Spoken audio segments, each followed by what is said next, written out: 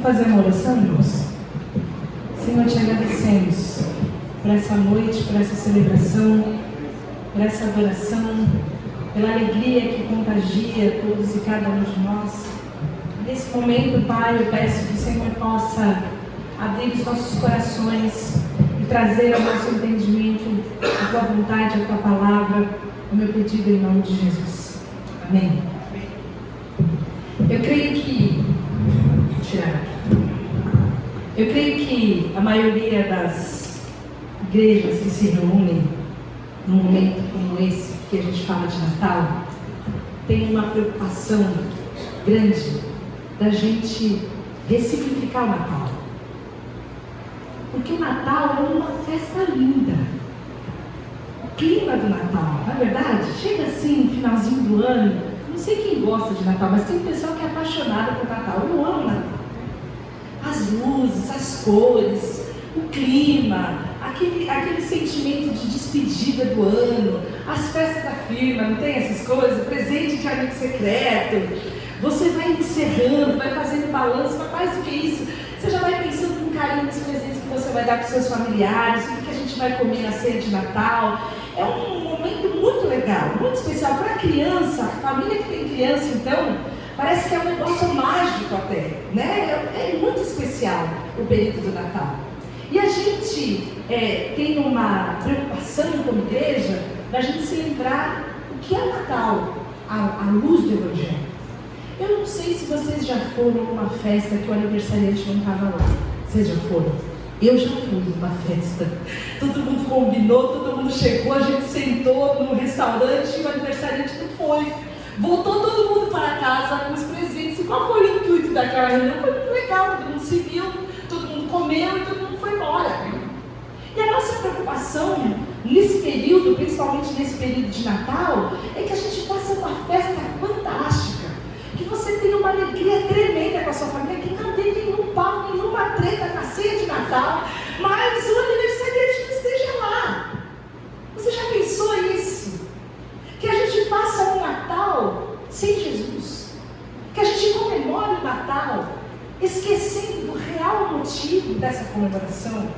Então, para que a gente possa juntos fazer um exercício desse momento, que é um momento feliz, e a gente não despreza essa alegria da comunhão, da família, da festa, do 13º, da fila para fazer compras de Natal, da mesa cheia, isso é tudo muito maravilhoso. Mas tudo isso tem que ter um sentido, e tudo isso tem que ter um propósito. E a gente para pensar então por que a gente comemora. No meio de tantos simbolismos que o Natal tem, aquela vida do mérito do Papai Noel, que se você for bonzinho, você ganha, se você não for bonzinho, você não ganha. A tal da árvore de Natal, que é um sinônimo de prosperidade, aquela árvore cheia de presentes. A própria árvore já está bem cara. Você ter uma árvore hoje em dia já é uma ostentação, na verdade. Quem viu para esta árvore de Natal sabe o que eu estou falando. Ela cheia de presente também serve para glorificar de pé. Mas não é só isso, a gente precisa entender qual é o significado de tudo isso. E aí eu fiz algumas perguntas que eu quero que você responda junto comigo. Para que Jesus veio? Para que Jesus veio? Se a gente entende que Jesus não nasceu, ele encarnou porque ele sempre existiu, por que ele precisava vir? O que ele veio fazer aqui? E o que seria de mim se ele não viesse? Eu quero ler alguns versículos de Natal que você conhece, mas é tão gostoso a gente ler num dia como hoje.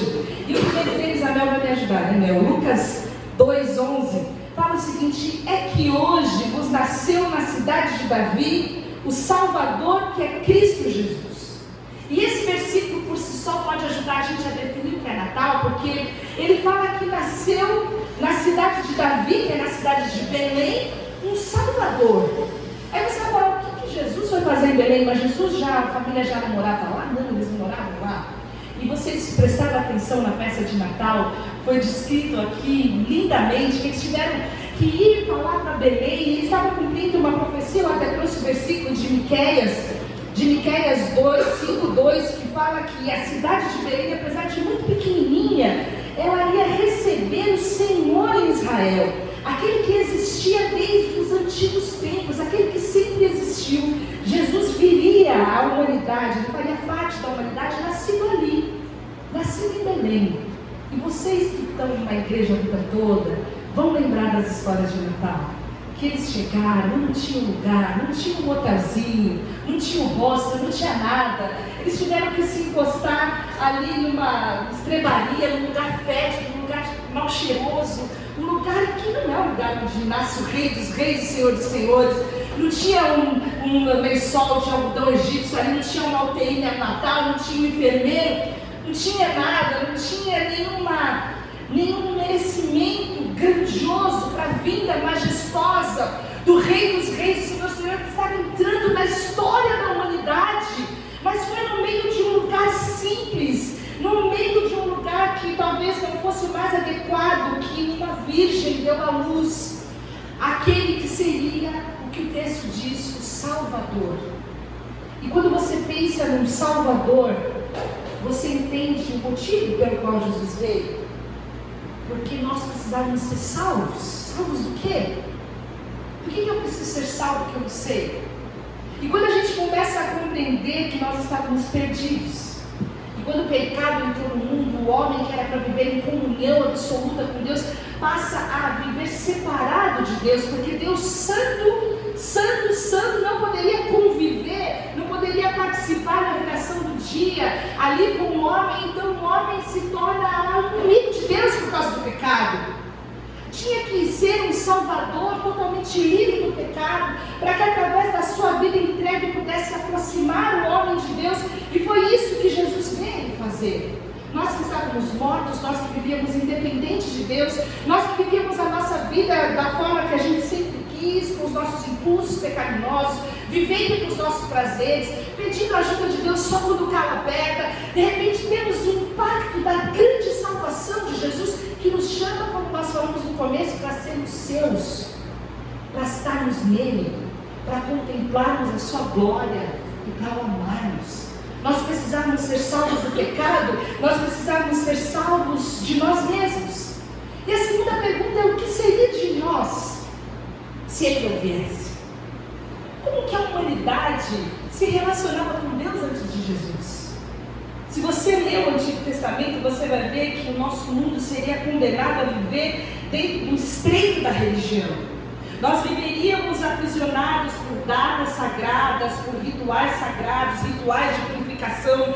Nós viveríamos com autoflagelação, nós viveríamos separando o sagrado do profano, nós viveríamos em castas sacerdotais, nós viveríamos entre imundos e santificados.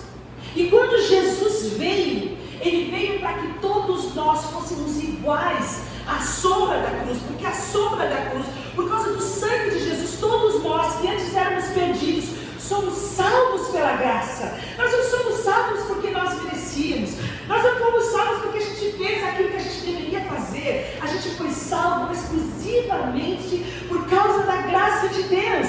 Essa graça nos alcançou, e tudo isso se cumpriu para que, como o versículo pode passar, Mel, de Mateus 1, 22 e 23, como se disse o profeta, que a virgem ficará grávida, dará à luz a um filho, e lhe chamarão Emanuel, que significa Deus conosco. O Deus distante, o Deus que não poderia se comunicar conosco, o Deus que não poderia estar aqui, nessa situação, nesse lugar, Deus que não poderíamos estar nele, nem ele em nós, se tornou agora o Emanuel, o Deus conosco. Ele se aproxima de nós, ele nos resgata da nossa condição de inimigos de Deus, de filhos da ira, e agora nos traz para a sua maravilhosa luz. Nós somos família, nós somos filhos de Deus. E tem uma frase que você conhece provavelmente de Leonardo Boff, que fala: todo o menino quer ser homem, todo homem quer ser rei, todo rei quer ser Deus, mas só Deus quis ser menino. E a forma que Jesus decidiu se relacionar conosco, pecadores, imerecidos, foi se tornando um de nós. E Jesus então passa 33 anos experimentando tudo que nós experimentamos. Ele em tudo foi tentado. E ele viveu, como a palavra de Deus diz, como resplendor da glória do Pai, revelando quem é Deus, o amor de Deus, a compaixão, o perdão, a graça, estendendo as suas mãos para aqueles que um dia não jamais poderiam ser parte da sua família.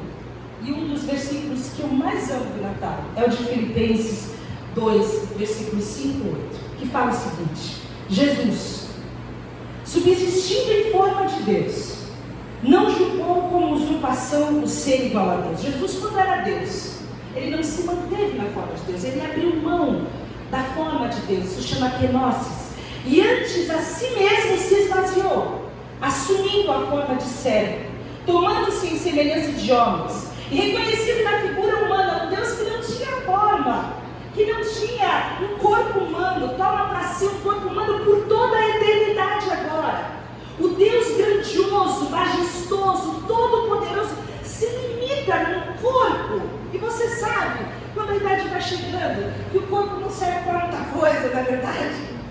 A palavra fala que o homem exterior vai se deteriorando. E Jesus veio para experimentar o calor, para experimentar a fome, para experimentar a sede, para experimentar o cansaço.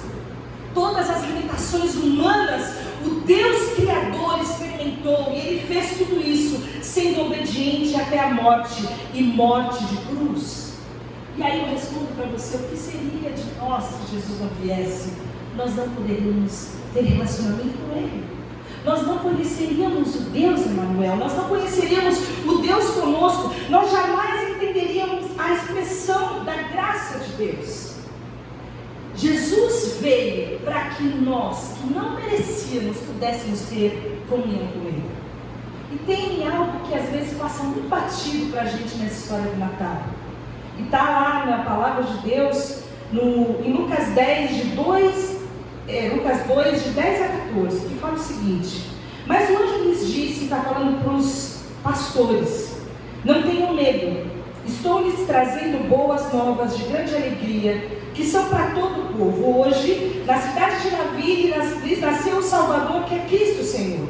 Isso lhes servirá de sinal: encontrarão o bebê envolto em pano-se deitado numa manjedoura. E de repente uma grande multidão do exército celestial apareceu com um anjo, louvando a Deus e dizendo: glória a Deus nas alturas e paz na terra aos homens aos quais Ele concede o seu louvor, seu favor. Quem eram esses pastores? Naquela noite escura, numa noite de inverno, no meio do mato, cuidando de algumas ovelhas, alguns velozes talvez já estivessem dormindo. Esses homens que tinham um coração que foi encontrado por Deus naquela noite, eram homens que jamais poderiam entrar no templo. Eles eram considerados imundos. Eles estavam completamente afastados de todo o rito, de toda a possibilidade de terem um contato com Deus. Aqueles homens eram homens que não eram bem-vindos nas casas de oração. Eles não tinham condições de se conformarem às observâncias de todos os rituais daquele momento. Aquilo que traria para eles uma pseudo-santidade, talvez um mérito, talvez um tipo de condição de relacionamento com Deus. Não, eles estavam afastados. Eles estavam lá no meio do mato. Mas Deus os alcançou. E Deus viu os seus corações, porque Deus vê diferente de como o homem vê. E aqueles homens que eram homens, talvez como eu e você, não muito chegados a muita religiosidade, foram encontrados por Deus, e a eles é que foi revelada a glória de Deus. Isso expressa a graça de Deus. Aquele coral de anjos continua dando glória a Deus nas maiores alturas e paz na terra, para aqueles que recebem de Deus o favor, aqueles que percebem que o Rei dos Reis continua sendo o Emmanuel, Deus conosco. Que se Ele não viesse, nós não poderíamos estar com Ele, ter comunhão com Ele, fazer as orações que nós fazemos, adorá-lo. Nós não poderíamos nos reunirmos em Seu nome. E quando nós entendemos isso, nós entendemos que Ele trouxe a paz para nós que estávamos longe, e também trouxe a paz para os que estavam perto. Pois por meio dele, tanto nós como vocês, temos acesso ao Pai por um só Espírito. Portanto, vocês já não são estrangeiros, vocês não são forasteiros, mas são concidadãos dos santos e membros da família de Deus. O que seria de nós se Jesus não viesse? Será que nós poderíamos ser chamados membros da família de Deus? O que nós faríamos com os nossos pecados? Como nós expiaríamos as nossas culpas? Mas Deus nos ama exatamente como nós somos. Esse pecado que cometemos foi perdoado na cruz do Calvário. Pecados do passado, pecados do presente, pecados do futuro. Isso pela graça de Jesus, não é pelo que nós merecemos. E por que Ele fez isso? Porque Ele é o Emmanuel. Porque Ele nos conquistou para sermos uma família. Porque Ele nos aproximou novamente. Ele estabeleceu a paz. Nós que antes éramos inimigos, pela cruz, pela encarnação, pela vida, pelo nascimento de Jesus, nós entendemos a glória e a graça de Deus. É por isso que nós devemos ouvir a voz das crianças: vamos adorar, vamos adorar. Esse é o motivo da nossa reunião. Nós entendemos que Jesus deve ser celebrado. A festa é para o aniversariante. Cada vez que nós nos reunimos, e quando você estiver sentado à sua mesa, e você puder dar glória a Deus pela abundância, dê glória a Deus, porque tudo só faz sentido em Jesus. A nossa vida, a nossa existência só faz sentido por causa de Jesus. Jesus veio para que nós pudéssemos estar próximos. Jesus veio para que nós pudéssemos desfrutar do Emmanuel.